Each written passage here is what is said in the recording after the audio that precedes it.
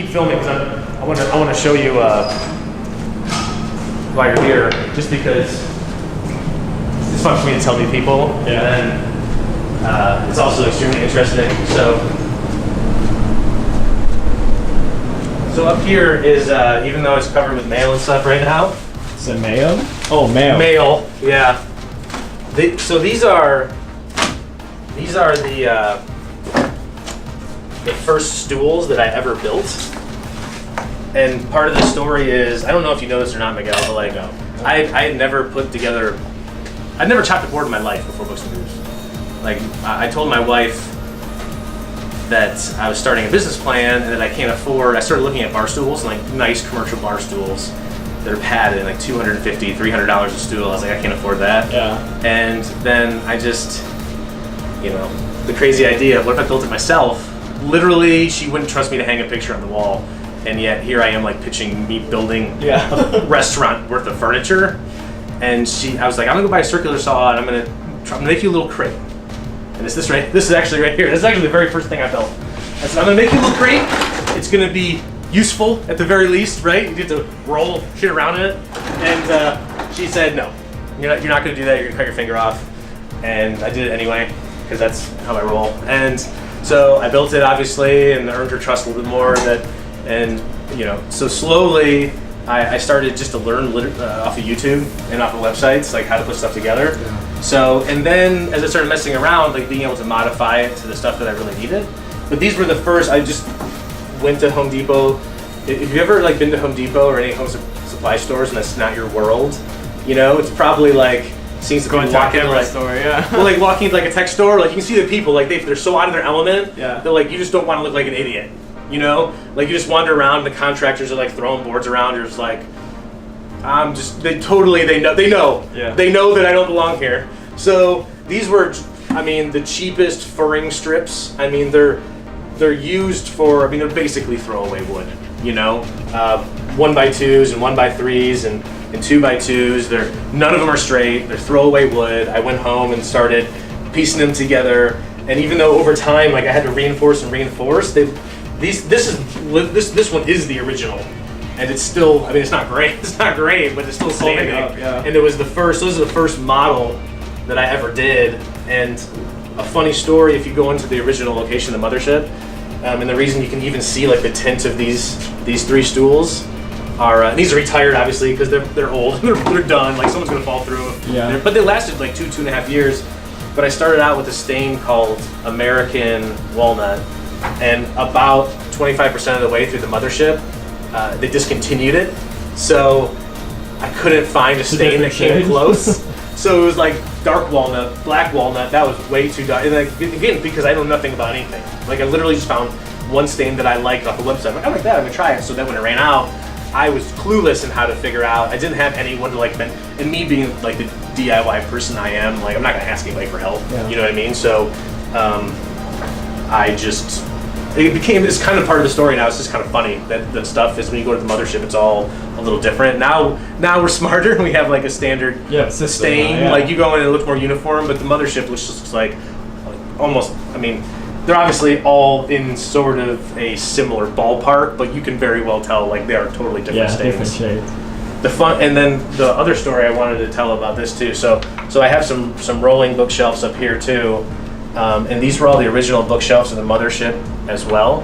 So when I first opened, I really thought that it was going to be, my business plan, the original one was a third books, a third beer, food. I didn't really expect so much food, so like a third beer, and then a third being events. And by events, it didn't necessarily mean like ticket income, just the fact that that's how I was banking on propelling the other two, was that it was a real focus, a third. It wasn't just that I was gonna throw some music up, like I was really focused on events in order to help the beer and the books. And so when I first opened, the front of the store had a lot more bookcases and a lot less tables. And so I started building, and even though when we opened, it took us like 3 extra months to get open because our building permit was way behind. The scope of the project started to hit me when I got all my stuff moved in and they're building, and I'm looking at even with the timetable that I had, and me again just doing all this stuff for the first time, I realized like I'm not gonna finish. Like I'm not gonna like even as backed up as we are, I'm not gonna finish. So I did a Kickstarter where a lot of strangers had. Yeah, that's what I heard. Yeah, about the Kickstarter. Yeah, and a lot of strangers, people I didn't even know, and then a couple of people I met as acquaintances around town. I just started to ask, and I think this is something, whether it's like the franchisees for the books, or whether it's people that want mentorship, or I think the power of just asking. Like people can always say no, but I think that's the worst thing. Yeah. I think people are so surprised that you can just literally ask for help. And so I went to these people that already given me money. They've already given me money, and now I'm asking them for free labor.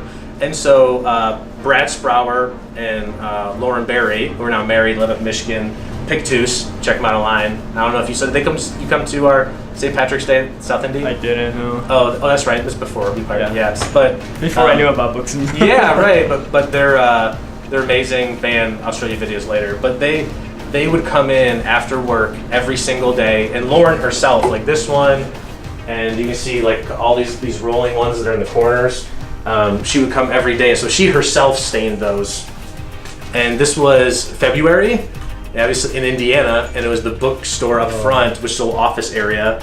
So it's 20 degrees outside, like you can't really open the door. And she's got this, you know, back then I was using a little bit. Now I use the wipe on poly, which isn't quite as harsh, but like that was like literally like the canned poly with the foam brushes, and we were really putting it on thick, like you can see. And it was, we didn't have ventilation, we didn't have masks. It was not a good scenario. Yeah. And yet here's these strangers that I don't know, like they're every single day staining the furniture. And I think then that's when I started to sort of realize I think the power of just the promise of community is even more powerful, you know, like holy shit, we're onto something even with the promise of, well, you know, I haven't executed it yet, and people are buying in so heavily that they're willing to spend like a ton of their time doing it. Mm-hmm. So anyway, Brad went on. He's our open mic host for like 2 years, and anyway, so I got sauce off for Brad and Lauren. There's a bunch of other people too. They were the biggest ones, but anyway, man, I was excited to tell you the stories of my first stools. They still live here. First furniture. I came in. I'm like, why is all that stuff back there? I'm like, why is it on here? yeah. So this is retired. So I'll probably just keep it as a. Memoir. Yeah, I'm a big, you know, I think the buzz terms are like remember where you came from, that kind of stuff. But I think it's not just the humble nature of like, here's this rickety chair, this is how we started. Mm-hmm. And back then I didn't even, this first one, I don't think I even used a nail gun. I think I literally hand nailed the boards in. Hammered them in? Yes, because that's how dumb I was. Oh yeah, I see. And then I moved, and then these ones you can see are a little more sunk, because I think by then I figured out, you can sort of see that I learned to, and then later on I had to screw them in because they were coming off. But the original one, I think you can kind of tell by the difference. There's not really sunk in there. I think I hand nailed it. But the point is, like, it's not just it's not like a humble thing. Like we started off with this. I think it's more of a reminder of that it took a lot of people to even get us off the ground. I think it's more about the reminder of the people than it is the reminder of like we started broke. You know what I mean? Because as you scale, that is like you always remember being broke. Sometimes it's easy to forget the people. You know what I mean? That actually help you pave the way. Right. And so I think those reminders are more powerful than just like, hey, remember when you were broke? Like, everyone does. Like everyone had their ramen noodles. Yeah, everybody starts at zero. Right. Exactly. But nobody starts at zero with multiple people. But nobody had, you know, but not a lot of people had that. So it's so important to remember the support. And so this is like the constant reminder of that for me, you know, the bookcases. And I'm actually going to give some of these rolling bookcases to Brad and Lauren too as a present too. Yeah. Oh, that'd be nice. just like a memory for them. But yeah, and we figured it out a lot. I figured it out. We figured it out a lot better since then. Yeah. Well, just to streamline it, because you get to a point where you have to make it faster, you know? And so you gotta have a system. You gotta have a system. We streamlined like a number of things we did. We started moving things differently. You know, the one thing I'm really interested in, just like restaurant bar science in general, is getting people to interact with each other. And so what I love about the bookcases and the bookstore really in general we're always trying to think of ways to get people to interact. So when a lot of people ask me kind of like, why Books and Brews, why books, why games, or whereas a lot of breweries start with beer, right? They're home brewers, they're competition brewers, they're, you know, and I certainly was a home brewer. Like I'd never win competition, and it just wasn't appeal to me. But for me, when I started looking at, you know, English nerd, so I wanted to open a bookstore, but it's not even about that. So home brewers, I'd love to open a brewery, but it's not about that. Like, but I saw both of those things, plus music and board games and I saw it as the perfect combination for, like the perfect equation for people to come together. Exactly, and come together is one thing. Like getting them in the building is great because you have a lot of different demographics coming in under. I'm there to play board games. I'm there with my book club. I'm there, you know, on the first date. You know, like those kind of things. But then once you get them in the building, finding ways to, how do I get those groups, those cliques to interact? How do I get strangers to interact with each other?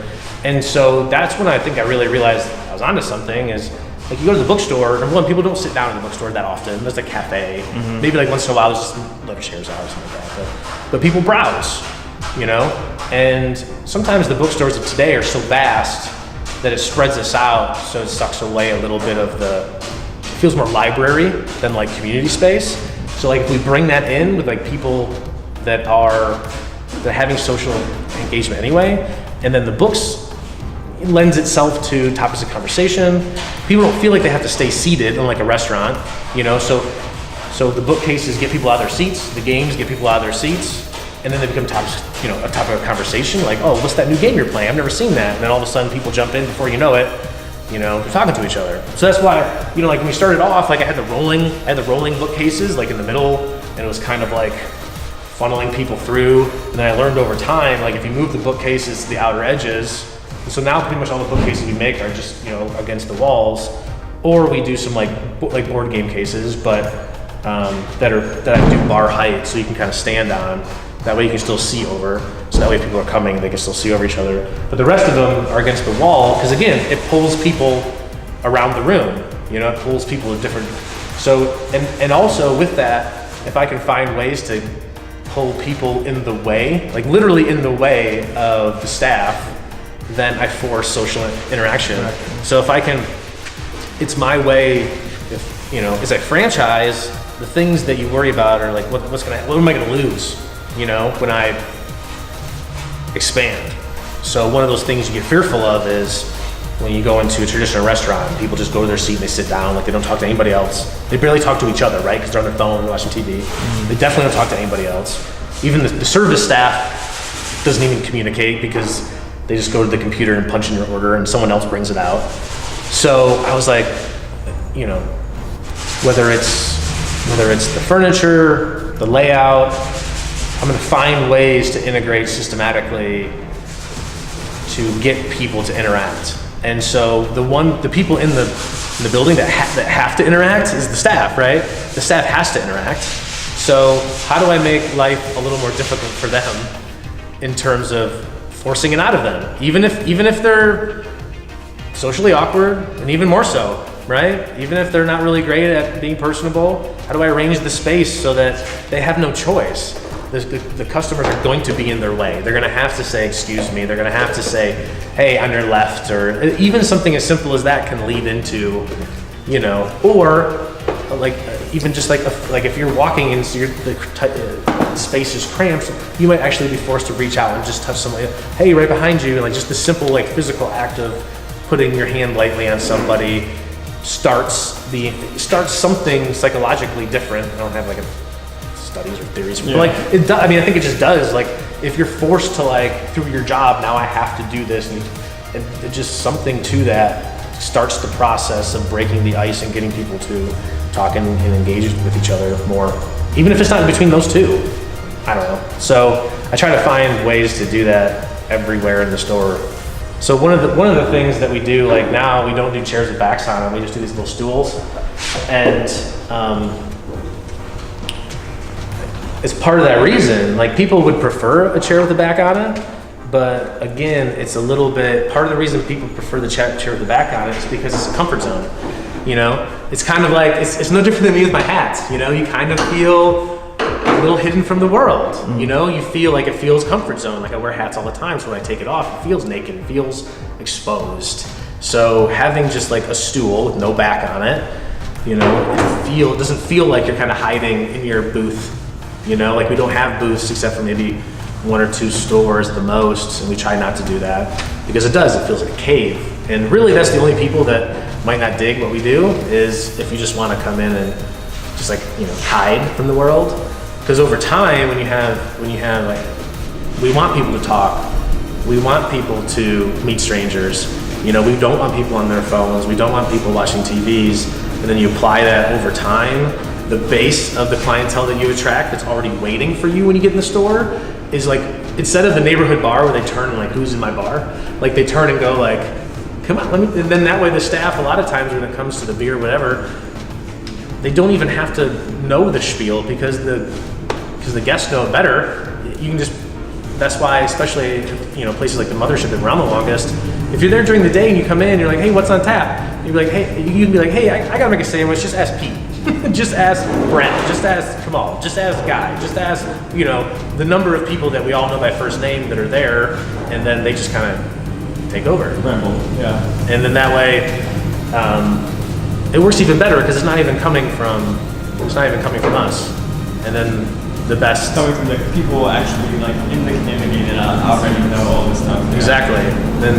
And then it really, you know, the end goal that to try to reverse engineer from there, you know, which is both like head and heart, like business wise, is a lot of people hate what they do every day, and a lot of people don't even have, you know, if you talk about third places, like you have home, you have work, and you need somewhere else. Like a lot of people, it's not like they don't have a third place, and even if they do, they don't feel, it's just part of the routine. They don't feel like they actually belong there, you know? So when you are able to establish a culture where people seem super pumped up about the mission, or the beer, or the board games, or an event we have coming up, and then the guests show how pumped they are to experience those things too, people are super fired up for this place. I want to be part of it. Yeah, like what's the secret? Like how, why? And then because it's hard to find, you know? So if that's the end goal, you know, try to think like what are the steps leading up to that? And that's where stuff like a chair without a back comes in. That's where bookshelves on the wall, that's where games, that's where putting things in the way so the staff has to engage, doesn't have a choice, has to engage the customers. That's where like no hostesses, like there's a lot of things that would help our stores, like hostesses would be one of them. Like that would make life a lot easier. And, you know, on a like micro scale, like tonight, it might increase, like we might sell a few more sandwiches because we might turn tables a little bit faster. But when you create that space where you come in and there's no one there to tell you where to sit or what to do or put your name in, or like you gotta just either figure it out or you gotta ask someone.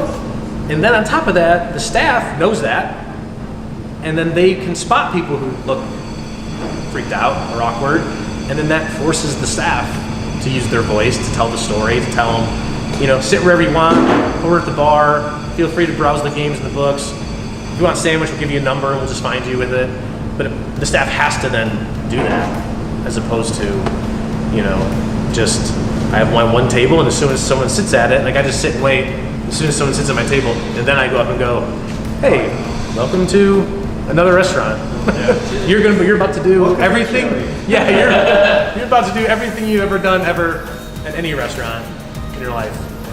So it's definitely like when I first walked in for like office trivia, like I walked in and I'm really like an extrovert. Yeah. But I'm an introvert, but I'm really extroverted once my battery is full. Sure. So like when I went in for like, it was me and my wife and we're waiting for my friends to pop in there. I'm like, oh, this place is cool. It's already like interesting, like bookshelves, there's people everywhere. I walked in, I saw the bar and in that event area. I'm like, I don't know what's going on. Yeah. We're just gonna have a seat and then I'm just gonna figure it out. Yeah. But then like my wife was like, I don't know, it's weird. I don't know, everything's like really different. I'm like, just sit and we'll figure it out. Yeah. we'll ask a question or something. And then what happens is like people get over it though, and so what happens is for every, like the net is positive. In that scenario when people come in, they're like, we don't know what to do, we don't know where to go, we feel weird. Okay, if you take 100 people that have had that same experience, there might be like 3 of them that just bounce. Like, we can't take it, we're out of here.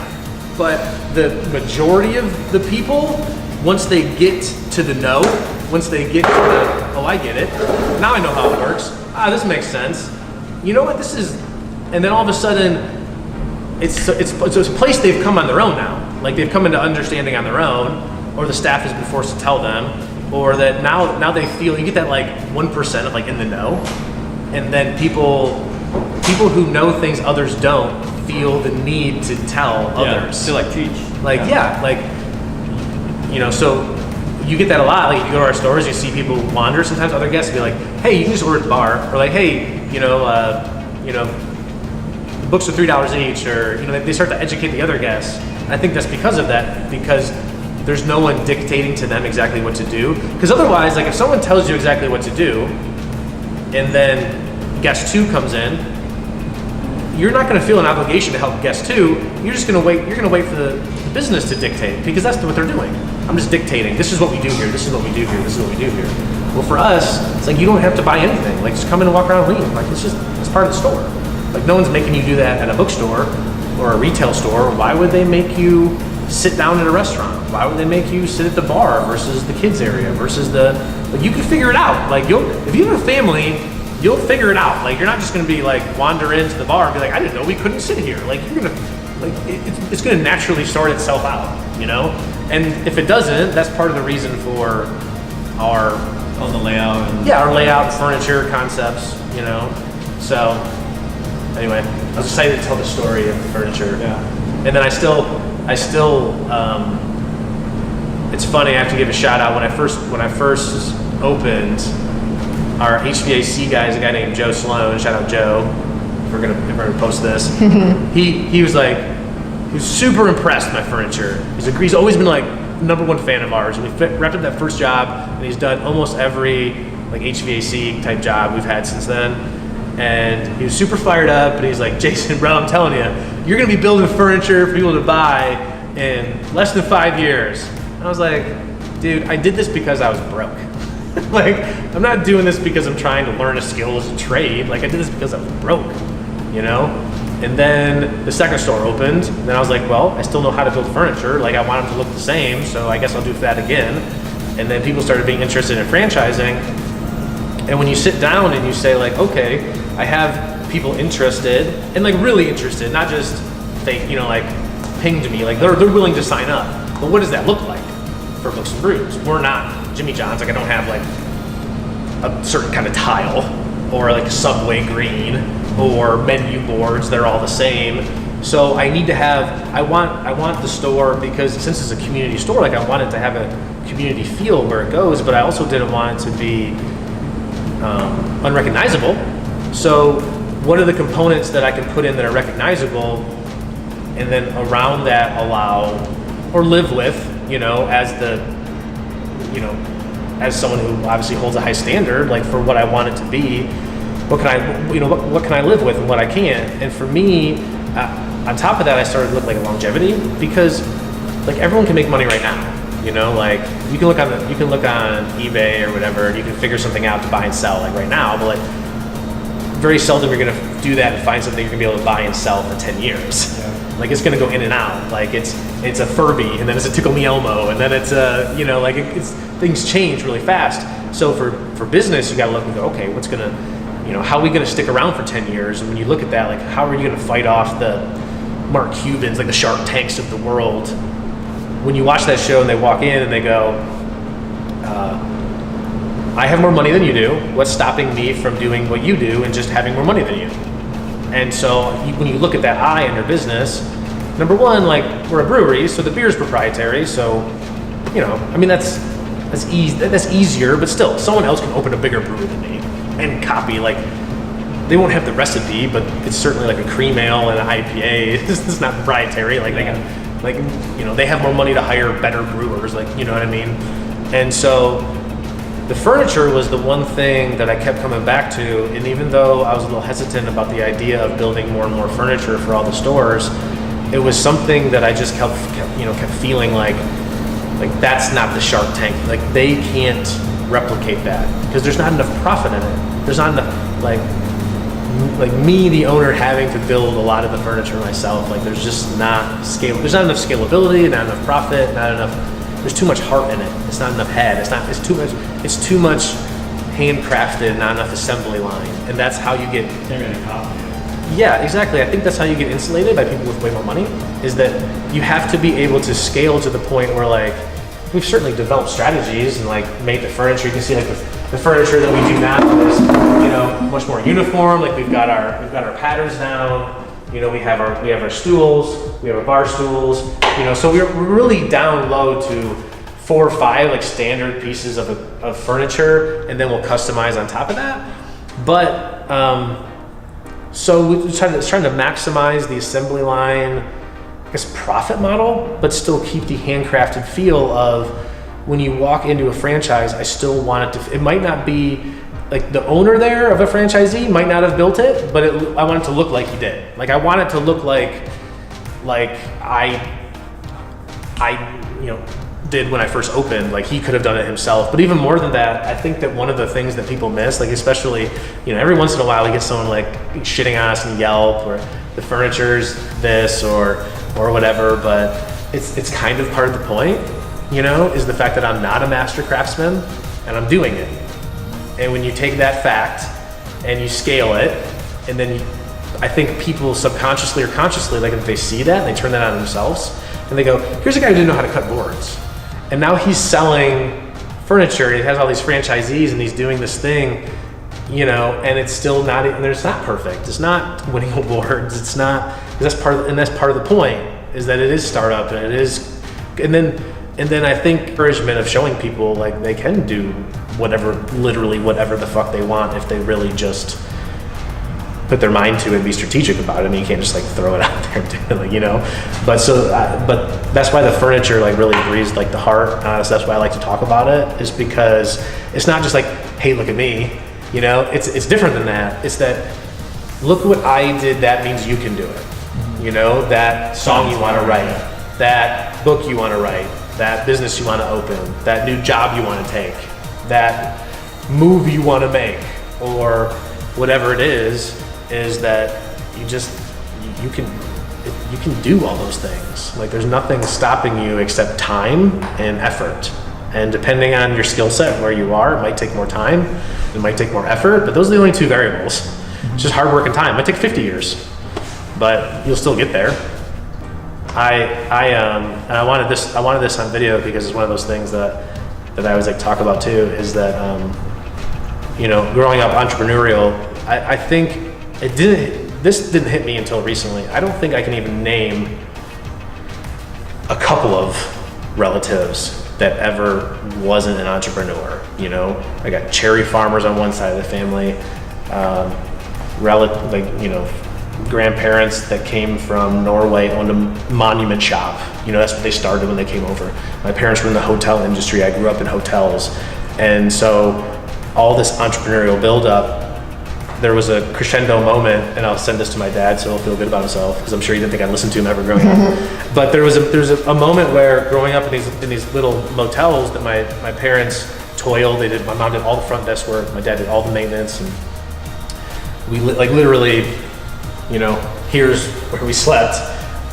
Welcome to the Colonial Inn. You walked like that kind of live-in situation.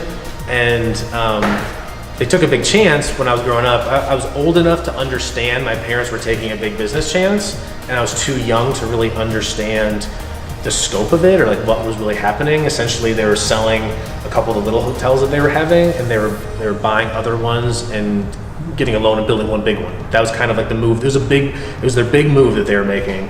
And again, I mean, I'm gonna guess maybe like 10, 11, 12, so like understanding, right? And I asked my dad, I said, because I understood enough to get this question, just, if this fails, I don't know if I had that fail in my vocabulary, but like if this doesn't work out or it goes bad, are we gonna be broke?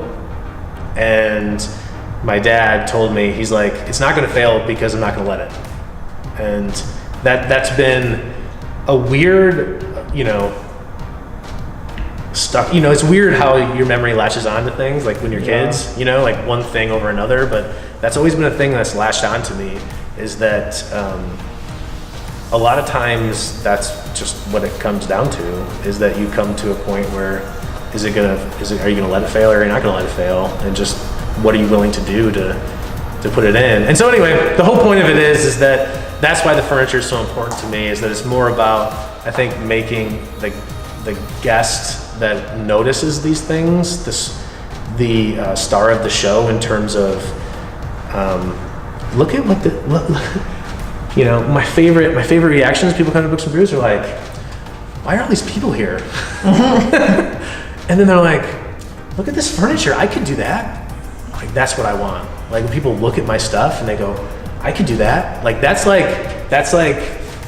hearing your song on the radio for the first time. That's like your movie premiere. Like, people looking at what I could do and going, I could do that. And maybe not even that. Like, maybe they might mean literally, like, I could build that. That's a piece of shit chair. But I think more than that. I think that people can look at all of this and go, see a reflection of themselves. Exactly. If you can do it, just doing this, because this is just the means of the expression, right? The expression for us is community and acceptance and appreciation and encouragement, and getting people to connect.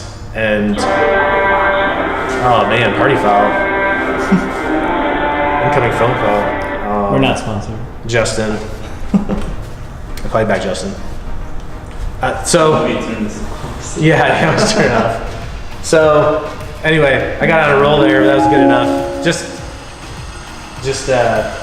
I like telling the story of furniture and how we use it as a tool to get our point across, more so than just holding up books and beer.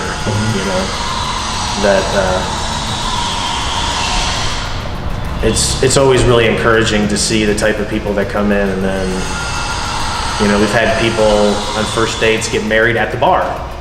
Oh, really? Yeah, we had our old trivia host,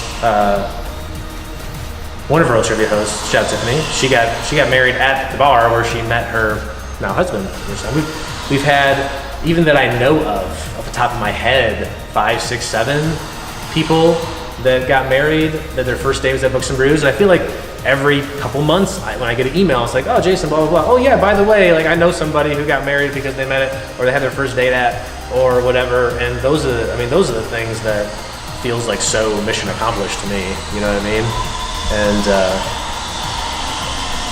obviously, like, we can't sell those stories, like, we can't monetize that, but in a way, like, we are. Like, in a way, the word, the message, the feel of that, like, that's going to have a special place for them forever, and they come back and they tell their kids, hopefully someday, and that's how we ingrain ourselves. It's one of those things, like someone once told me, is that it's one of those goals of mine that I think these places are moving away, and that is that people feel like, gosh, if this place went away, like, it would just like take the community with it. Like there would be such a hole in the community if Books and Brews wasn't there. Like, we wouldn't even know what to do. And so that's both a heart and head goal. I mean, we love to have that because we want that regular customer base, but it's also the feel of people feeling like this is their spot. So like they feel like they're home away from you. Yeah, exactly. Like, this is just where they go. Like, if they feel bad, they know they can just roll to Books and Brews and they're gonna walk away feeling awesome, or they're feeling lonely, they know they can go to Books and Brews and they can find someone to talk to. Yeah. It's like a slogan, like a place for people without a place. Exactly. It makes sense. Yeah. So anyway, that's why I love cutting the board so much. I always like tear up. Like I said this I was on Drink Culture's podcast, and one of the things, they got me on a roll, as I tend to do, and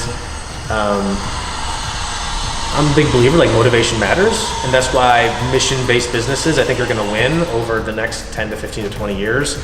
And then we might go cyclical back again to, like, kind of like the Walmart mentality. But, like, I think the mission-based business are just going to get, it's not just the guests, but they're going to get all the talent. Like, all the people want to work for mission-based businesses right now. And I think it's positive, number one, because that's us, but number two, that's what I believe too. And oh man, I forgot where I was going with that. You were cutting up boards. Oh yeah, thanks. Thanks, Dylan. I appreciate that. So like so with that, like the mission matters, but also why? Obviously I want people to look at my furniture, like I said, and say like I could do that. So they're encouraged to do their own thing. But also for me, like when we have like our mission is a place for people without a place, and that it's a very real thing right now, and I think it's only going to get worse. That even though the internet is this amazing tool, and that it's doing wonderful things for people's lives, there is a certain segment of the population that's going to become increasingly isolated, and that with that isolation and loneliness and desperation to find somewhere where they belong is going to be like extremely poignant over, again, like the next 10 to 15 years. And it's probably going to accelerate the use of like VR and stuff, because people are going to feel that way and they're going to want to recreate that. But I don't think they're going to be able to really do it. I don't think like our DNA is going to accept virtual reality. So the point of that is like when I sit down, like when I cut a board, like build a table, like I have obviously to a lesser extent, not lesser extent, like to the bookshelves too. Like there might be someone who's never felt accepted or appreciated. They've never felt anyone who understands them, and then this is where they're going to find that, at this table that I'm making right now. And that's really fucking cool. Or like my story, sort of, when I discovered fantasy fiction when I was second or third grade, and started reading Robert Jordan's Wheel of Time series, and like the way that exploded my imagination and creativity and viewpoint of the world. Like the idea that these bookshelves could be holding a book that some kid pulls off, and that same like magic happens for them, like that's really fucking cool too. So whether it's or just or a table where people meet for the first time and end up being married, spend their life together, or a family that feels cooped up and they can't get out of the house, and this is the spot they can go, they can sit at that table. Like they might never even know me or meet me, but like it's still really it feels like it matters. Like it feels like like the screws you drive into something, like that matters. Like it's not just here's something I'm going to sell for dollars, and that goes in, and then I buy more stuff, and then dollars. Like this is a real problem we're solving. It's a real service that we're giving. It's I don't know. That's why I get super fired up to come to work every day, like to do this stuff.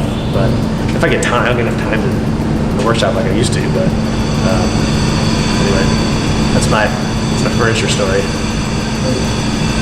Furniture / business store.